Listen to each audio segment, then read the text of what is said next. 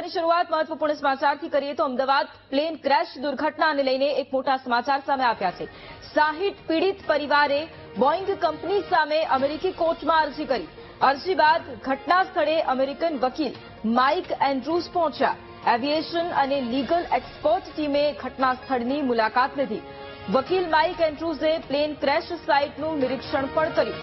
કાયદાકીય પ્રક્રિયા શરૂ થતા વકીલે ઘટના સ્થળે મુલાકાત લીધી છે। પીડિત પરિવારોએ બોઇંગ કંપની સામે અરજી કરી છે। યુએસની ફેડરલ કોર્ટમાં પીડિત પરિવારોએ આ મુદ્દે અરજી કરી છે। અને આજ મુદ્દે સંવાદદાતા પાર્થ ફોન લાઈન પર છે। પાર્થ, અમદાવાદ પ્લેન ક્રેશ દુર્ઘટનાને લઈને હવે 60 જેટલા પીડિત પરિવારોએ બોઇંગ કંપની સામે અમેરિકી કોર્ટમાં અરજી કરી છે। બીજી તરફ વકીલ પણ ઘટના સ્થળે પહોંચ્યા હતા। તેને લઈને શું જાણકારી અત્યારે?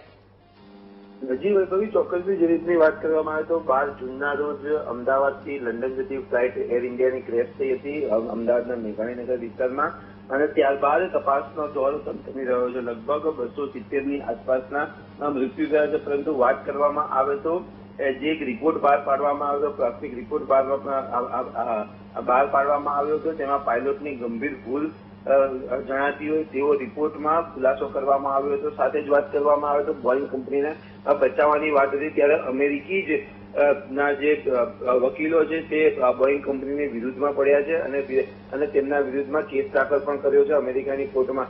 મહત્વની વાત કરવામાં આવે તો છેલ્લા 3 દિવસથી અમેરિકાના જે લીગલ ટીમ છે તે અહીંયા છે, અમદાવાદ, સુરત અને તમામ જગ્યાઓ પર ફરી રહી છે। સાથે જ જે સાઇટ સ્ક્રીન હતી તેની પણ મુલાકાત કરી હતી। ગઈકાલે પણ સુરતમાં પરિવારજનો સાથે મુલાકાત કરી હતી અને પ્લેન ક્રેશમાં બોઇંગ કંપનીની જવાબદારીઓ સામે કેસ દાખલ કરવામાં આવ્યો છે અને આ કેસ અત્યારે હાલમાં અમેરિકાની કોર્ટમાં ચાલી રહ્યો છે। મહત્વની વાત કરવામાં આવે તો લગભગ 60 જેટલા પરિવારો બોઇંગ કંપનીની વિરુદ્ધમાં કેસ કરવા માટે પણ તૈયાર થયા છે અને આ તમામ જે 60 પરિવાર છે તેમની મુલાકાત પણ વકીલો દ્વારા કરવામાં આવી છે અને તેઓને જે વાત કરવામાં આવે તો બોઇંગ કંપનીનું જે એન્જિન ફેલ હતું, આ તમામ બાબતને વિગતો લઈને 60થી વધુ પરિવારો અત્યારે હાલમાં કંપનીની વિરુદ્ધમાં કેસ કરવા માટે તૈયાર થયા છે। તૈયારીના રૂપે જ લીગલ ટીમ અમદાવાદ અને સુરતમાં ફરી રહી છે। બિલકુલ, આભાર પાર્થ તમામ જાણકારી માટે।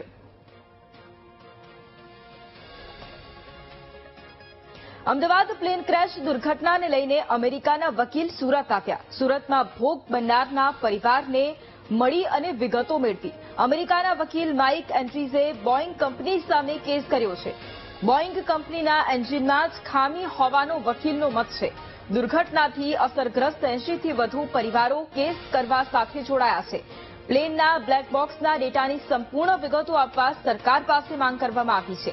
ભવિષ્યમાં આવી કોઈ પણ દુર્ઘટના ન બને તે માટે બોઇંગ કંપની સામે કેસ પણ કરવામાં આવ્યો છે। So our thoughts are that any immediate conjecture, jumping to conclusions to blame the pilot, is entirely premature. The entire record has not been released. We've seen small snippets of information that refer to the switch position, that refer to conversations that may have occurred in the cockpit.